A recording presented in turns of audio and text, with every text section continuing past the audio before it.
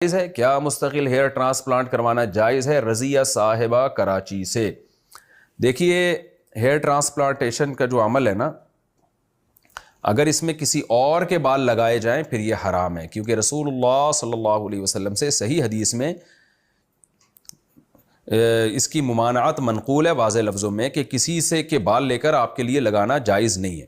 لیکن اگر اپنے ہی بال، یعنی ڈونیٹر جو ڈونیٹ کرنے والا ہے وہ کوئی اور نہ ہو، آپ ہی کے اپنے بال اگر لگائے جا رہے ہیں، ڈونیٹ آپ ہی اپنے بالوں کو کر رہے ہیں، جیسے لوگ پیچھے کے بال آگے لگا لیتے ہیں، تو اس کے ناجائز ہونے کی کوئی دلیل نہیں ہے، یہ جائز ہے۔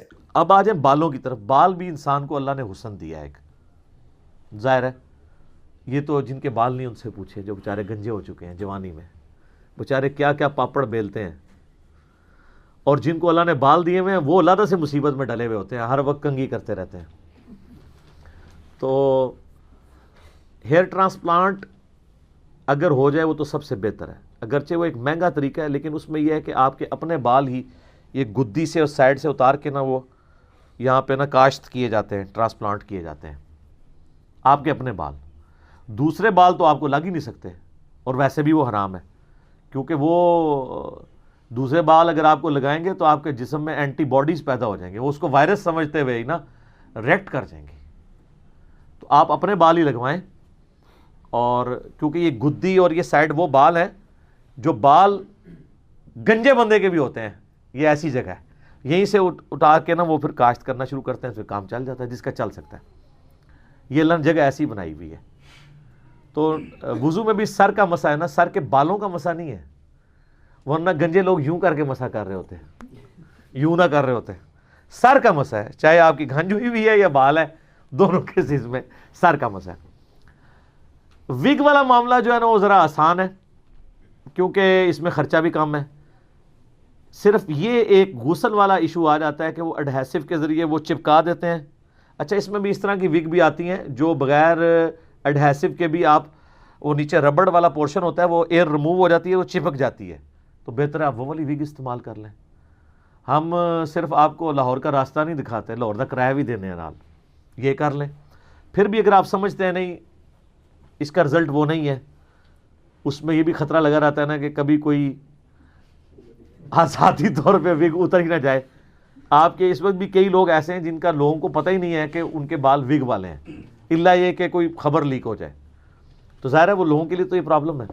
لیکن یہ یاد رکھیے گا، جن لوگوں کا رشتے والا معاملہ ہے نا وہ یہ کام نہیں کر سکتے، کہ وہ اگر ان کی گنج ہے تو جب ان کا رشتہ دیکھنے کے لیے آئے تو ایسے اتار کے لشکارے کے ساتھ ان کو ریسیو کریں، کیونکہ ظاہر ہے کہ اگر ان میں گنج والا ایک کمزوری اللہ نے رکھ دی ہے تو کئی اور خوبیاں رکھی ہوں گی۔ ٹھیک ہے، اللہ نے at the end of the day سب کو بیلنس ہی کیا ہوتا ہے، تو اس طرح کا آپ دھوکہ نہیں دے سکتے، کیونکہ صحیح مسلم میں اوپر تلے 4 حدیث ہیں کہ نبی علیہ السلام کے پاس ایک عورت کی شکایت آئی، وہ کہنے لگی کہ میری بچی کی شادی کا وقت قریب آ گیا اور اس کے تو آلموسٹ یہ گنجی ہے، تو آپ مجھے اجازت دیں کہ میں عورتوں کے بال گوند لوں اس کے بالوں میں نا، پرامدد کے طور پر۔ تو آپ علیہ السلام نے فرمایا کہ یہ تو حرام ہے، بلکہ بخاری مسلم دونوں میں حدیث ہے، ایسی عورتوں پر لعنت ہے جو بال گندواتی ہیں بالوں کے ساتھ۔ ایک وہ پرندہ ہے جو ہماری عورتیں دھاگے کا استعمال کرتی ہیں، وہ تو جائز ہے، انسانی بالوں کا پرندہ نہیں ہو سکتا، اس سے نبی علیہ السلام نے منع فرمایا۔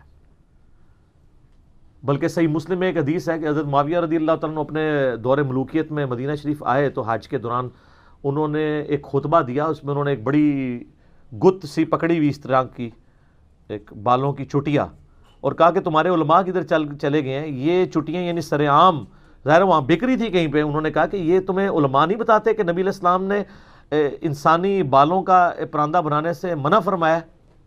اس سے یہ بات بھی پتہ چلی کہ انسانی بال آپ بیچ نہیں سکتے۔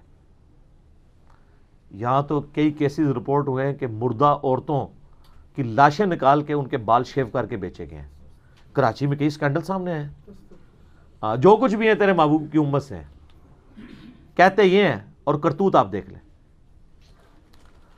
اچھا، یہ کینسر کے جو مریض ہیں نا ان کے بھی بال بعض اوقات بھویں تک بھی چلی جاتی ہیں، تو اگر وہ اس طرح کی آرٹیفیشل بال لگوا لیں وہ ٹھیک ہے، انسانی بال نہ ہو۔ آرٹیفیشل آپ وگ بھی لگا سکتے ہیں. اگر آپ نے ایڈہیسو سے لگوائی ہوئی ہے اور 1 مہینے سے پہلے آپ کھول نہیں سکتے تو وہ آپ کی پرسنالٹی کا حصہ ہے. اب آپ جب غسل کریں گے نا تو آپ کو وہ اتار کے, اس میں ضرر کا اندیشہ ہے, ورنہ تو یہ دانت اور ناک بھی کیا صحابہ کرام اتارتے تھے جس کا ٹوٹ گیا ہوا تھا, نہیں, وہ آپ اسی سرکمسٹانسز کے ساتھ ان معاملات کو لے کے چلیں گے. وہ آپ کی پرسنالٹی کا ایک حصہ ہے.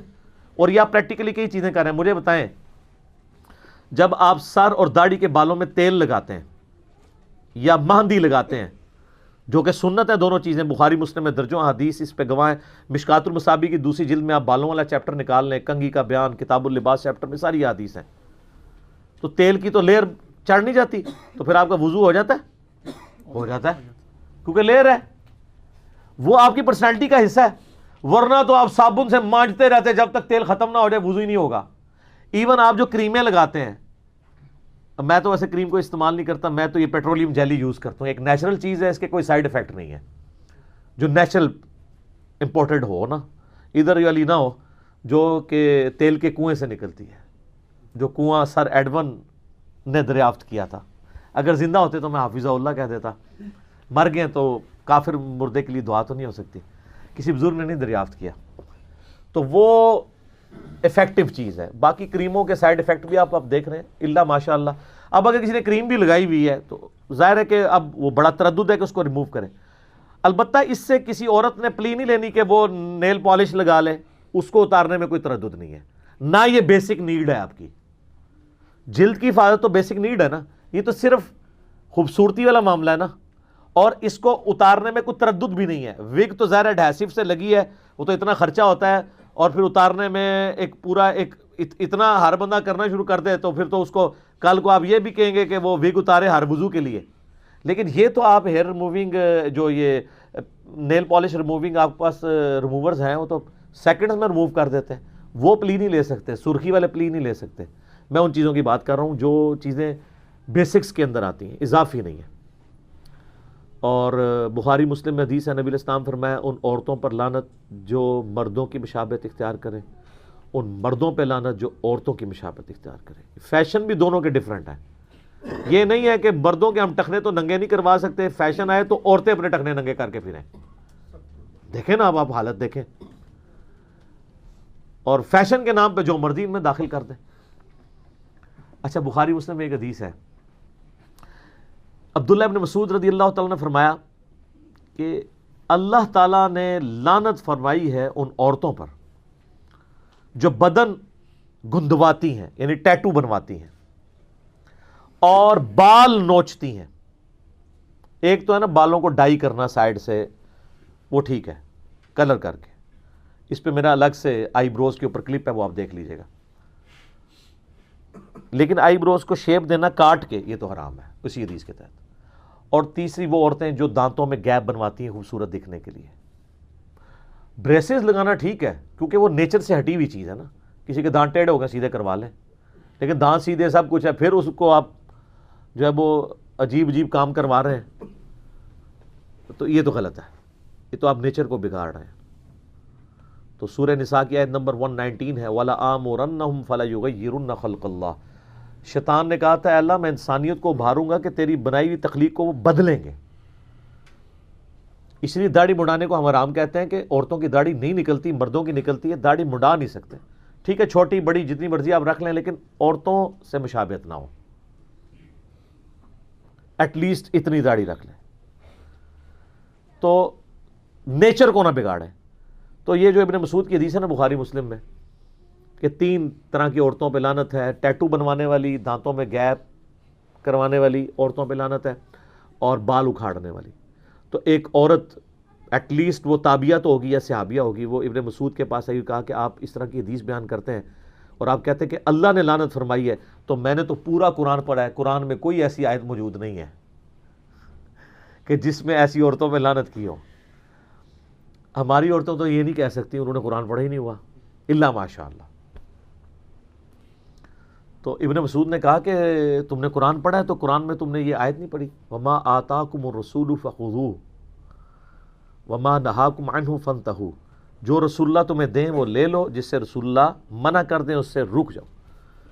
کہا یہ تو پڑھی ہے, تو ان کا رسول اللہ نے ہی فرمایا ہے کہ ان لوگوں پہ، ان عورتوں پہ لعنت ہے. تو چونکہ رسول اللہ نے فرمایا صلی اللہ علیہ وآلہ وسلم، لہٰذا ان کا فرمانا گویا اللہ ہی کا فرمانا ہے. بالکل صحیح کہا. من یطع الرسول فقد اطاع اللہ، جس نے رسول اللہ کی اطاعت کی گویا اللہ کی اطاعت کی. اس سے بھی بڑھ کر قل ان کنتم تحبون اللہ فاتبعونی یحببکم اللہ، اے نبی فرما دو کہ اگر تم اللہ سے محبت کا دعویٰ کرتے ہو تو پھر میری یعنی رسول اللہ کی اتباع کرو صلی اللہ علیہ وآلہ وسلم، پھر اللہ تم سے محبت کرے گا اور تمہارے گناہوں کو بھی معاف کر دے گا. صلاۃ بر محمد وآل محمد، اللہم صلی علی محمد وعلی آل محمد. اچھا یہ دیکھیں آپ، اس عورت نے یہ بات کی تو ابن مسعود نے کہا قرآن میں ہے. اب اس نے اگلی بات کر دی، اس نے کہا حضور آپ کی بیوی بھی یہی کرتی ہے. یہ پراپوگنڈے صرف آج کے دور کی بات نہیں ہے، اس زمانے میں بھی پراپوگنڈے ہوتے تھے کہ ابن مسعود خود تو حدیثیں بیان کرتا ہے اور اپنی زنانی دی بڑی فیشن والی ہے. تو یہ ہر بندے کا رائٹ ہے جو پبلک فگر ہو، جو لوگوں کو دعوت و تبلیغ کا کام کرتا ہو، جو لوگوں کو دین سکھاتا ہو، اگر اس کے اوپر ایلیگیشن لگے تو اس کا یہ کام ہے وہ اپنی ایلیگیشن اپنے سے دور کرے، ادروائز دین کا نقصان ہو جاتا ہے. تو ابن مسعود نے کہا اچھا جاؤ میری بیوی کو اندر جا کے دیکھ لو.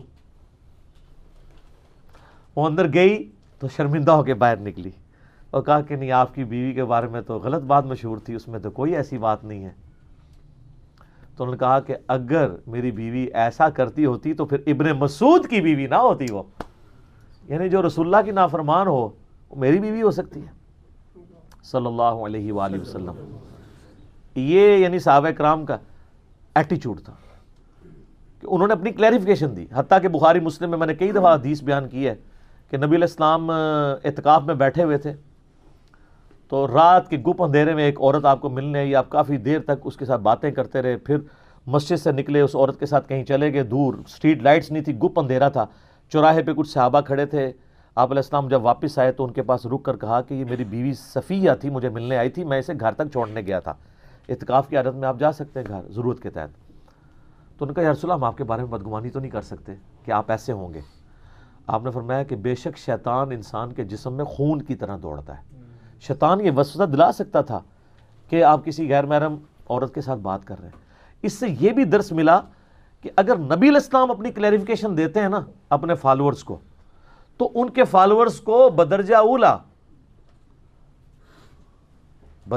اولا بتانا چاہیے یہ بات کہ بھئی یہ چیز ہے. یہ نہیں ہے کہ اسمبلی میں تقریر کر رہے ہیں کہ جناب والا یہ ہیں وہ ذرائع، اور کورٹ میں جا کے کہہ دیا کہ یہ تو میرا جو ہے وہ ایک سیاسی بیان تھا، یہ میرا کوئی آئینی بیان تو نہیں تھا، نہ میرے جوڈیشل لینگویج میں تو بیان نہیں تھا، جوڈیشری کا بیان تو نہیں تھا.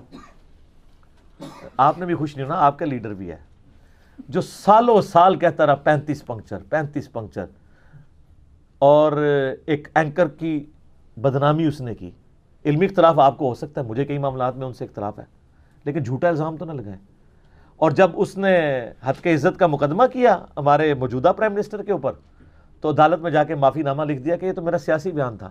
اب اس سے جو مقاصد اچیو کرنے تھے وہ انہوں نے کر لیے. معافی اوپنلی نہیں مانگی، عدالت میں معافی مانگی، ورنہ تو ان کو اربوں روپے کا ہرجانہ بھگتنا پڑنا تھا. تو ایسا نہیں ہونا چاہیے کہ آپ اس طرح کی حرکتیں کریں کہ کسی کے اوپر جھوٹے الزامات لگائیں.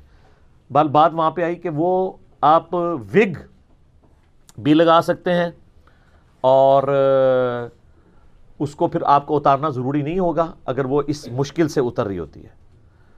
وہ لا یکلف اللہ نفسا الا وسعها، اللہ تعالیٰ نے آپ کو اجازت دی ہے، آپ اس کو لے کے چلیں. جتنے سوالات تھے اس کے اندر کور ہو گئے ہیں، اس میں کور ہو گیا. ٹھیک ہو گیا. جزاکم اللہ خیر.